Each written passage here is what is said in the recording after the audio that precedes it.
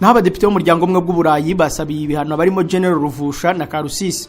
Abadepite bo mu muryango umwe bw'Uburayi basabye inama nkuru y'umuryango gukaza ibihano ku bagaba b'ingabo bakuru ba M23, abayobozi b'indi mitwe yitwaje intwaro cyo kimwe na bamwe mu bagaba b'ingabo z'u Rwanda ndetse na Kongo. Inteko ishinga amategeko y'umuryango umwe bw'Uburayi kandi yasabye ko amasezerano uyu muryango yeruka kugirana n'u Rwanda yerekeye ubucuruzi bw'amabuye y'agaciro yaba ahagaze kugeza igihe ruzagaragaza ko rwahagaritse kwivanga mu bibazo bya Kongo no kohereza ku isoko mpuzamahanga amabuye acukurwa mu duce tugenzurwa na M23.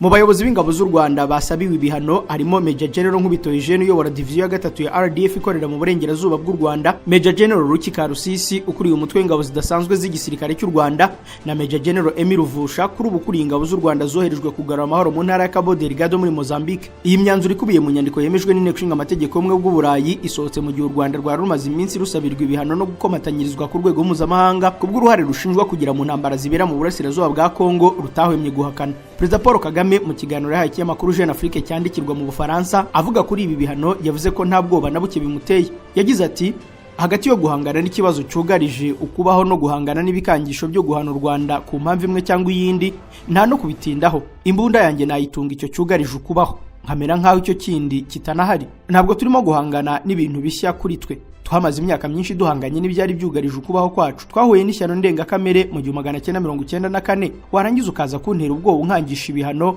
ngo urampanira ko nirwanyeho ukibwira ko ibyo ari ubwoba na buke binteye. Uyu mwanzuro watowe n'amajwi y'abadepite 443, bane batoye oya n'abandi 48 barifata. Uyu mwanzuro ariko ntabwo ari itegeko.